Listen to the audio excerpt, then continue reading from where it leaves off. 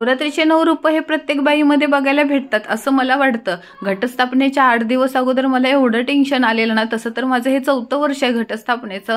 पण घटस्थापनेला माझं कसं असतं, मी सकाळी लवकर उठते, दुर्गा सप्तशतीचा पाठ करते 9 दिवस आणि परत त्याला मला 2-3 तास लागतात. मग माझ्या मुलाची शाळा, टिफिन, डबा, घरातली कामं आणि आता नुकतंच 15 दिवस झालं जिम लावले. मग त्याच्यासाठी पण वेळ काढावा लागतो. 9 दिवस तर खाडा करू शकत नाही. उपवास तर असतो. नुकतंच झालेल्या ऑपरेशनामुळे मला पूर्ण 9 दिवस उपवास नाही पकडता येत, म्हणून मी चढता उतरता उपवास पकडते. जिमवरून आल्यानंतर थोडंसंच, आज जास्त नाही जे हे केलं, वजन उचललं.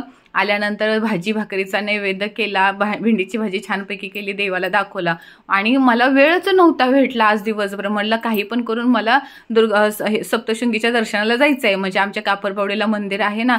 रात्री 10:30 वाजता रिलॅक्स झाल्यानंतर पाऊस पडायची म्हणजे थांबायची वाट बघत होती. पाऊस काय थांबला नाही. शेवटी भिजत भिजत का आले, पण येणारच म्हटलं. असंच माझं आहे. सकाळी पॅन्ट शर्टवर, दुपारी साडीवर, परत पॅन्ट शर्टवर, परत साडीवरती, असंच माझं रुटीन चालू आहे गेली 4-5 दिवस झालं.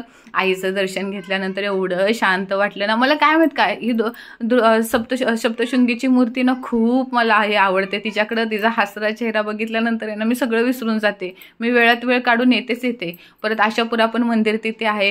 एवढं सुंदर तिथं लाइटिंग केलेली होती ना, भारी वाटलं ते पण दर्शन करून.